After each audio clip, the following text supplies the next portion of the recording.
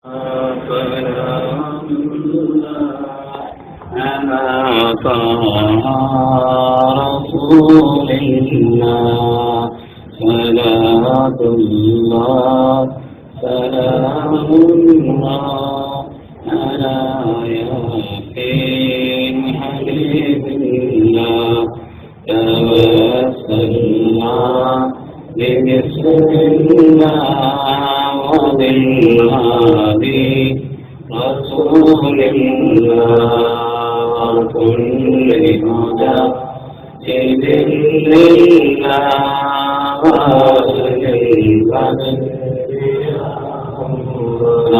வரஹ்மத்துல்லாஹி வபரகாத்துஹு.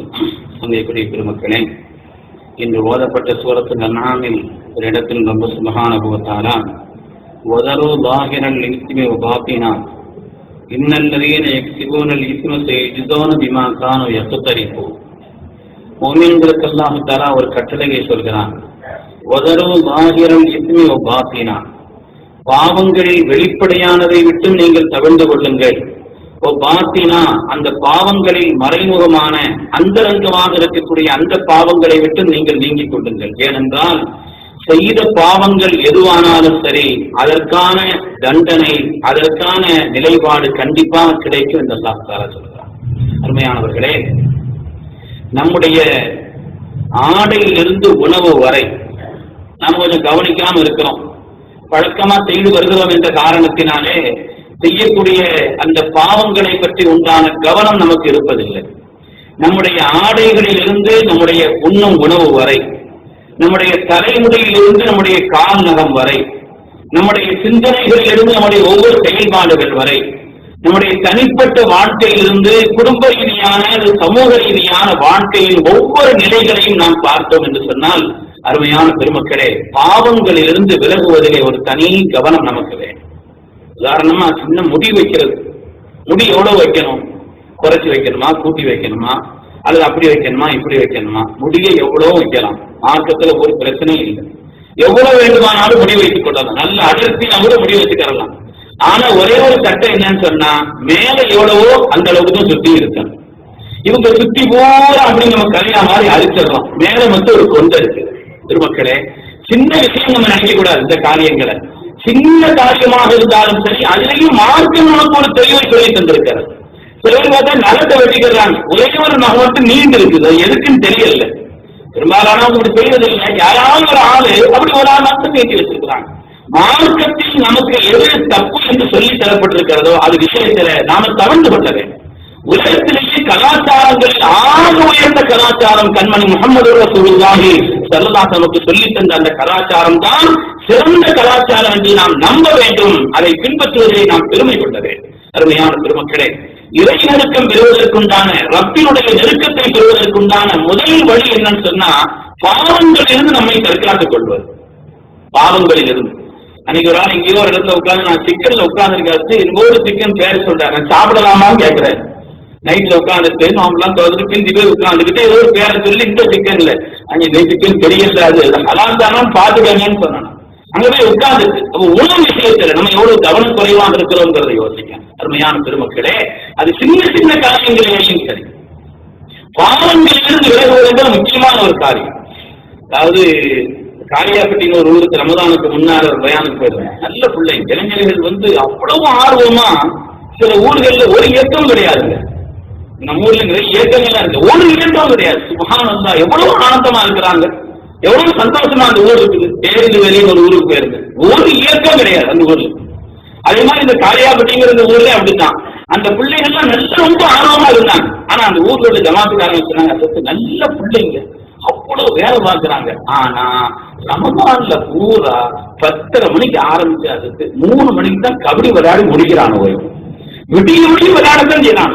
முடிச்ச உடனே தலை செய்யறான், சுக தேர்ச்சி போனோம்னு படுத்துறான். இப்படிதான் எங்களுடைய நேரம் இருக்கு. நல்ல பிள்ளைகள் இந்த ஒரு விஷயத்தை மட்டும் என்ன செய்யறதுன்னு தெரியல, காலங்காலமா நடந்துட்டு வருது. இதுக்கு பள்ளியாட்டு கிரௌண்ட்ல இருந்தா சட்டம் போடுறாங்க, அப்படி இருக்கிறாங்கன்னு சொன்னாங்க. நான் அந்த பிள்ளைகளை கூப்பிட்டு முதல்ல பயான்லையும் சொல்லிட்டு அப்புறம் சொன்னேன், அல்ஹம்துலில்லாஹ் நல்ல செய்தி, ஒரு நாள் கூட விளையாடலன்னு சொல்லிட்டான். அதனால சின்ன விஷயம் நம்ம நினைக்க கூடாது பெருமக்களே. நாம மற்றவங்களை சுற்றி காட்டுவதில்லை. என்னை பொறுத்தவரையில் என்னிடத்தில் என்ன பாவம் இருக்கிறது இந்த ரமதானில் இருந்து அல்லாஹ்வுடைய இந்த கட்டளைக்காக அந்த பாவத்தை நான் மாற்றுவேன் ஒரு சபலமும் அதற்கான முயற்சி நம்ம எடுத்தோம்னு சொன்னா பெருமக்களே, நாம நினைச்சிட்டு இருக்கிறோம் எத்தனையோ பாவங்களை சாதாரணமா நினைக்கிறோம். ஒரு தகத்தோடு ஐயா ஒவ்வொரு அல்லா சொல்வான், நீங்க சில விஷயங்களை லேசா நினைக்கிறீங்க, ஆனா அல்லாஹ் ரொம்ப பெருசு நல்லா சொல்றான். நீங்க நினைக்கிறீங்க லேசா, ஆனால் ஒவ்வொரு புகார்ல ஒரு ஹதீஸ் வருது, கண்மணி நாயகம் ஸல்லல்லாஹு அலைஹி வஸல்லம் அவங்களோடு ஒரு சஃபரிலே ஒரு பயணத்திலே அவங்களுடைய உதவியாளர் ஒருவர் இருந்தாங்க. அது ஒரு யுத்தம் சம்பந்தப்பட்டது. அந்த யுத்தம் எல்லாம் முடிஞ்சு கடைசியில் இல்லாம சேர்ந்து ஸல்லல்லாஹுடைய அந்த வாகனத்துல சரக்குகளை ஏற்றிட்டு இருக்காங்க. ஏற்றி கொண்டிருக்கக்கூடிய நேரத்தில் இங்கிருந்தோ பதுங்கியிருந்த ஒரு எதிரி குறி வச்சு அந்த தோழரை அந்த உதவியாளரை அம்பு எடுத்து வச்சு கொண்டுட்டார். மின்சாரத்தை எந்த இடத்துல இறந்துட்டாங்க. இறந்த உடனே சகாபாக்கெல்லாம் அணிகள் ஜன்னா அவர் சொர்க்கவாசின்னு சொல்லி சொன்னாங்க. அல்லாஹ் சொன்னாங்க சொர்க்கவாசி தான், அதெல்லாம் ஒண்ணும் இல்லை, ஆனால் இன்ன சம்பளத்தல்லத்தி ரசூல் சொன்னார்கள். அந்த வார்த்தை அருமை நாயகம் ஸல்லல்லாஹு அலைஹி வஸல்லம் சொல்கிறார்கள். இந்த நேரத்தில் எல்லாரும் அப்படி சொன்ன நேரத்தில் கல்லா இந்த சம்பளத்தல்லத்தி லல்லஹா, ஒரு தடவை கனிமத்தினுடைய யுத்தம் முடிந்து அந்த பொருள்களை பங்கு வைப்பதற்கு முன்னால் உள்ள அந்த பொருளில் இருந்து ஒரு போர்வை இவர் எடுத்திருந்தார். அது அவருடைய அந்த கபரிலே நெருப்பாக இருப்பதை நான் பார்க்கிறேன்.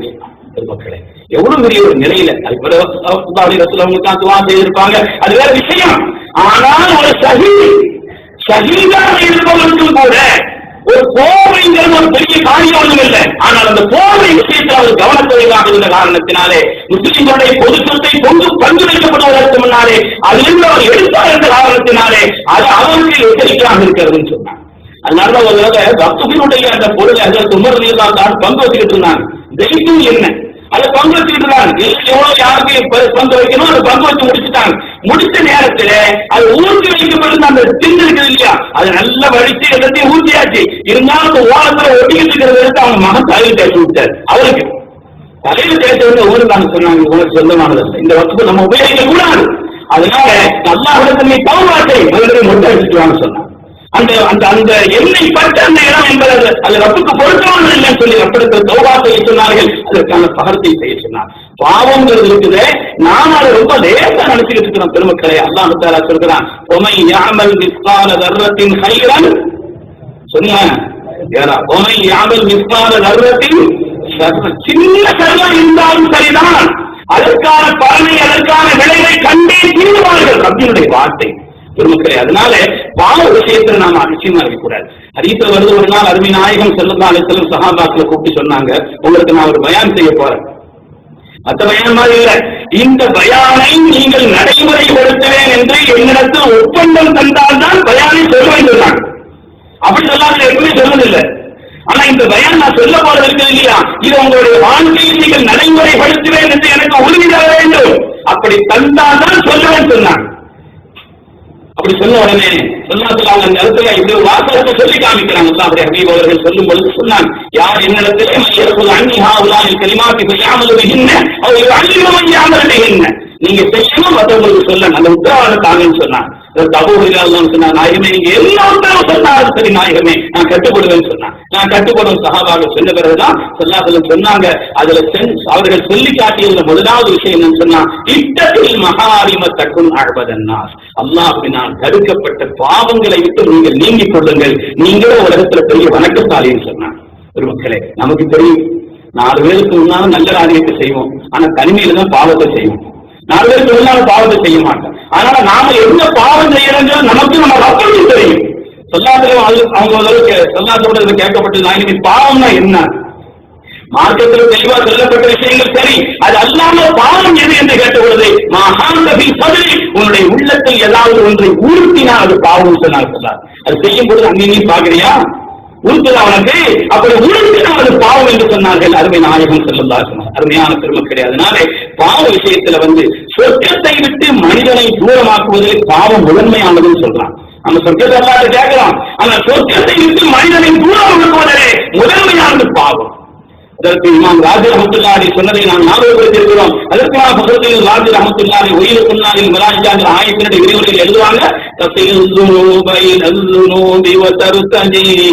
درج الجنان ونيل فوز العابدين أنسيت أن الله أخرج آدم منها إلى الدنيا بذنب واحد.